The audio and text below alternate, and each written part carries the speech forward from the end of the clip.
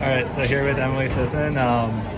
Since you recently ran a 10K, around 31 minutes, took down some big names, got runner-up. So how have the last few weeks been for you in training and getting ready for this race? Yeah, I feel like every time I race, it brings me on.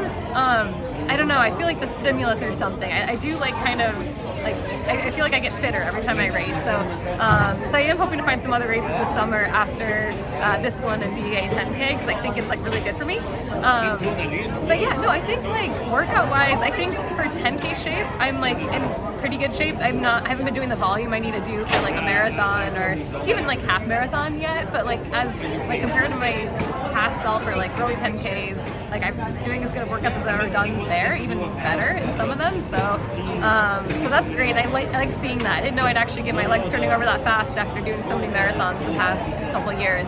So I think I'm the type of runner that benefits from doing shorter, faster stuff. Physically I benefit, but also mentally I find them so fun just to hop in. But then I think it makes me a better marathoner. So when I do go back to the marathon this fall, I'm hoping that helps. Helps me on. Yeah. So you alluded to your volume. Like, where have you been at the last few weeks? I want to say like maybe like 80 to 90. Yeah. I mean I'd have to look. With like the traveling, I'm sure it's like thrown off. But yeah, probably there. And that feels really comfortable. It's funny because that to me doesn't feel very high, but like it's all relative. Like coming off marathon training, I'm like, oh, that's only 80 to 90. It's not bad. But yeah, so I feel fresh, which is nice. Yeah. And have you been in Ireland the last few weeks, or did you?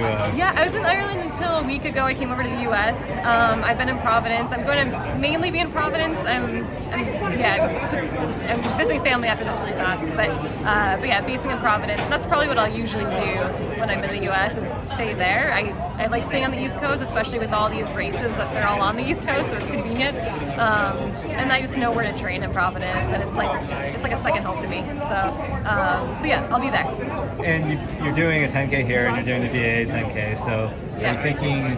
I heard you were thinking about a really fast half, maybe in Europe. Is that kind of more on the radar now, or are you still deciding? No, I picked a half. Yeah, I'm gonna do a half in Europe in the fall. Yeah. Okay. So I would like to find some other 10Ks or shorter distances too. I don't want to just do half marathons, and I feel like I'm still kind of learning what the races are over there. It feels like a week will go by and then I'll see all these races and I'm like, oh, that would have been a good one to hop in, but like I didn't know of it beforehand. So I'm like trying to just like ask runners. I'm like, what are you doing? And like steal some of their ideas. But yeah, so I don't have anything else planned apart from the half, but I'll find some other races too over there and here. Yeah. It's a bit of a footwear question. I know early on you kind of did lower stacks supershoes.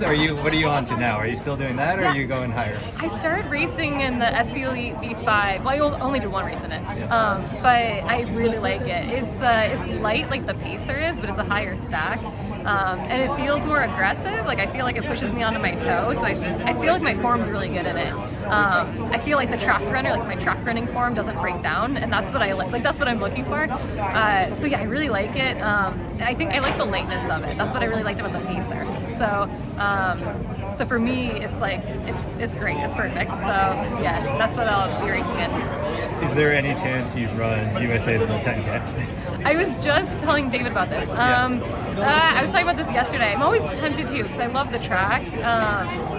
I find it so fun, but it just beats up my body so much, and I'm like, yeah, I have to like weigh the pros and cons of it. And at the end of every track season, or after a couple, and maybe if I focus more on like gym work, and which I have been doing lately, like maybe I would be like stronger and less likely to break down. But it is like almost like clockwork. At the end of every track season, my body is just like the same injury every time. It just takes a little while to get over it, and then I miss like a fall marathon or other races I'd like to do. And at this point in my career, I don't want to be missing things.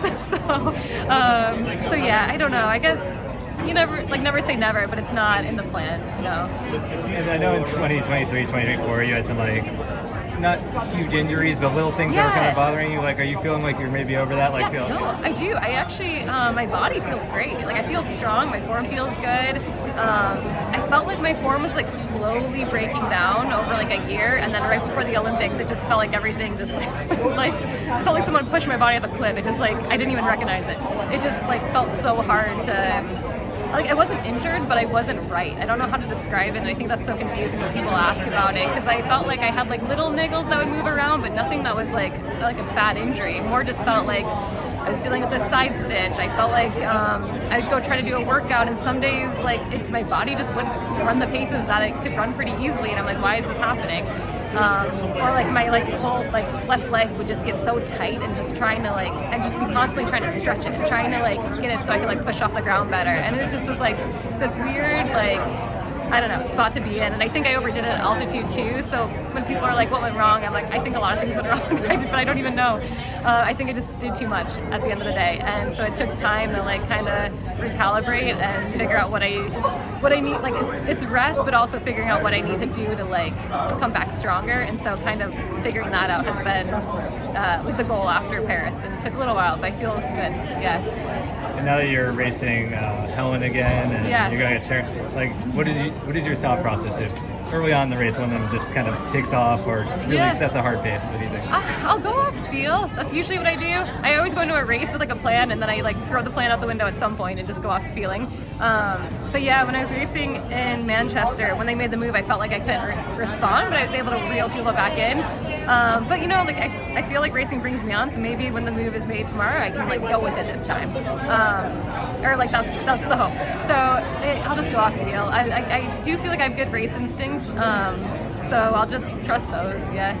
And this is an all-women's event, and I know another also in the sport you have Athlos, which is now some expansion with their series. It's all women. So what is it like being part of these events and seeing it come and kind of develop as we go on? It's really fun. I love this event. I love just being in the park. The energy is great. There's so many women out there cheering, and it's just I don't know. It's just fun. It's just fun energy. So yeah, I think this is probably my favorite race apart from the marathons I do, just because of that. And afterwards, just I'm just talking to everyone, hearing how people's races went, hearing the excitement in people's voices. I don't know, it's just fun. I like it a lot. And I love New York. I love racing in New York. It's always a great atmosphere. Yeah. And speaking of New York, have you kind of decided or lean on that fall marathon? I haven't picked yet. Okay. But yeah, it will be one of the Chicago or New York? Soon. Yeah. Okay. Yeah, well, it'll be soon. Yeah, it'll be probably in the next month. Yeah. And one other thing you talked about, I think I saw in a previous interview, was not too many marathons in a row. Maybe my body's. Yeah. Do you kind of think you'll be going maybe one a year, kind of with a lot of road racing? Or? I kind of feel like it'll probably end up being every 3 cycles I'll do 2 of them or something like that. That's my gut instinct, because I feel like that's what I respond best to, is taking breaks here and there to do shorter stuff. I don't I feel like my form starts to change when I do too much high mileage or too many marathon builds back to back. I kind of start breaking down more and more, and I kind of need to keep that puffiness in my legs. And yeah, I just feel like that's the type of runner I am, so I'm just gonna do that. Well, thank you, and good luck tomorrow. Thank you.